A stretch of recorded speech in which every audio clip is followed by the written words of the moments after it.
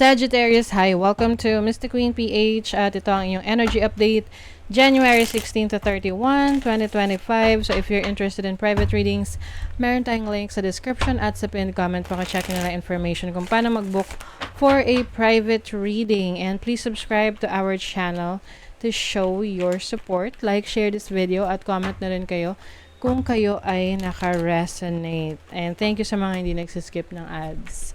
Okay, let's see Sag. What's up? What's up? January 16 to 31. So you have the South Node, 6th house, Sagittarius. So South Node is your past. Maaring meron kang babalikan o inaayos na mga bagay na hindi mo na asikaso. Lalo na sa trabaho mo, no? Pwedeng ito yung mga backlogs pa ng last year. Oo, so pwedeng sa work yan, pwede rin sa bahay, kung meron kang mga dapat tinapos na mga projects or gawain, tasks na ngayon ay gagawin mo na. Ayan. So some of you will also, meron kang gagawin related sa health mo na finally aayusin mo na. Pwedeng hindi ka nakapagpa-check up at ngayong second half ng January, finally, makakuha ka na ng schedule for your check-up or anything related sa pag-aayos ng kalusugan mo. Yung iba naman, this is travel, no? Pwedeng merong naudlot na travel in the past na ngayon maaayos mo na siya. Kasi mafu-fulfill mo na yung requirements, especially if this is a international travel. Kulang yung visa mo, hindi na approve, so ayusin mo ulit para ma-approve ka, mga requirements, i-accomplish mo. Okay, let's see what else. Sag. You have the Wheel of Fortune. Energy shift, change ng iyong perspective. Pwedeng may mga babaguhin ka ngayon. Yung iba sa inyo, pagbabago to ng ng habits. Yung mga unhealthy habits. Kasi you are leaning towards healing. Oo. You are healing. 6 of Wands. You have 5 of Wands. The Strength card. Okay. So, meron ditong conflict with someone kasi maaring meron kang gustong gawin na hindi sang-ayon yung isang tao na malapit sa iyo. This can be your romantic partner, family member, or a friend. So, pwedeng magkaroon ng conflict, merong kailangang may argumento na kailangang ayusin. But I think, masyado kang independent na parang wala kang pakialam sa mga taong nakikialam sa iyo. 'Di ba? You will focus on kung paano mo mas magagawang isang bagay na hindi inaasa sa iba or hindi kailangan ng approval ng iba. Okay? You are standing on your own.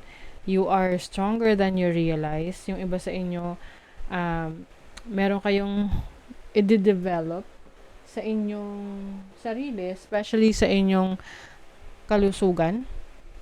You want to be a better version of yourself. So, maaring may mga activities ka na gagawin ngayong second half ng January para ma-improve yung kalusugan mo, healthy diet, pag-exercise, going to the gym, running, walking. So you will do some movements, no, para mas ma-improve mo ang iyong kalusugan. Some of you are also moving homes, lilipat ng bahay. Oo.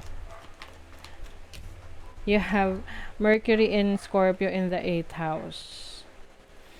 I think, hindi mo hayaan na pakialaman ka ng ibang tao or parang tipong i-manipulate ka ng ibang tao. You want to be responsible for your own actions. You also have Venus in Leo in the 5th house. So, merong romantic connection dito. Merong, if you are single, maaring you will go out with friends, or you will meet new connections. You will try na to mingle, kumbaga, makipag-usap sa ibang tao. Uy. And I think this will lead you to a romantic relationship. Oo, yung iba sa inyo, if kayo ay single, tapos for the longest time umiwas kayo sa relationship, yung iba parang may switch na magto-turn on sa inyo na parang, oops, okay, gagawin ko na to. I will go out. I will be present sa social media. Yung iba sa inyo, you are meeting someone from long distance, no? So, pwedeng isang foreigner, ayan, or pwedeng makikilala mo sa social media. But of course, maging maingat din kasi hindi naman lahat ay totoo sa social media. So, do your own research. Talagang do your personal background sa isang tao. Kasi ang hirap na rin ngayon na magtiwala. But, I see this as a good opportunity for you for relationship. No? So, kumbaga, use your own discernment. If you feel na something is off sa person na to that you are meeting, then iwasan mo. But if you feel like, things are doing well, then go. Ipagpatuloy. Ayan. So, some of you, you will also fix your sleeping habits. Maaring meron kayong gagawing actions to finally have a good sleep. Maraming pamamaraan, no? 'Di ba? Healing. Like what I mentioned kanina, you're healing from your past. You're healing, your body is healing. Lalo na kung nagkasakit ka rin, no? Oo. You also have courage, lakas ng loob ngayon. This makes sense with the strength card here. So, mas malakas ang loob mo na mag-explore. Mas malakas ang loob mo na to be on your own, to be independent. Okay, let's see your money, career, finances. Money, career, finances for Sagittarius. Oh. You are about to change the game. So, ito yung pagiging revolutionary, no? Pagdating sa career, sa business. So, maaring meron magbibigay sa'yo ng influence na let's say, a person that will inspire you to go out of your comfort zone. Yan. To explore yung abilities mo, kakayanan mo sa trabaho, sa career, or sa business. Kaya, importante rin yung mga taong nakapaligid sa'yo kasi sila yung nag-i-influence sa'yo para sa future mo, sa future ng career mo, sa future ng business mo. So, you will stick with people na who really has compassion towards you. Merong concern talaga sa'yo.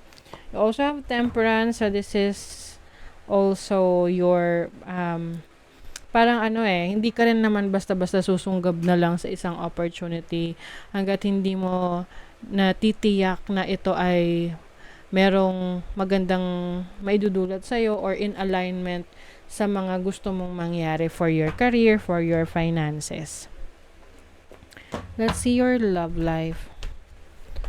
Okay, love life. Open-minded. Open-minded ka ba? So, yeah, ito yung sa banggit ko sa inyo kanina na you will go out of your way, meet new people. Kumbaga, you're not going to hold back. Mas open-minded ka na sa relationship. You may also be, flirting with others in a good way, diba? There's nothing wrong naman with flirting kung wala namang maaapakang tao, no? You also have the Ten of Wands and the Queen of Swords. Okay. So, yung iba, pwedeng, at the same time, magiging mapili ka rin. Ayaw mo rin ng tao na parang magiging burden sa'yo na yung tipong hindi yung ikaw lang yung mag-aalaga sa kanya. So, syempre, gusto mo rin ng relationship or person na aalagaan ka rin, na kumbaga, pareho kayo magbe-benefit sa relationship. Dare to be the first, dare to be different. So, maaring, yung iba sa inyo maglalakas loob kayo na i-explore na yung mga gusto nyo pang gawin sa buhay nyo na hindi nyo pa nasusubukan, pwedeng nalilimitahan kayo kasi iniisip nyo yung sasabihin ng ibang tao or yung magiging tingin sa inyo ng ibang tao. But I feel like this time, mas malakas na yung loob mo kasi you will not give a fudge to anyone na, pagdating sa comments nila towards you or iniisip nila sa'yo. Okay, so that is your reading, Sagittarius. Thank you so much. See you again.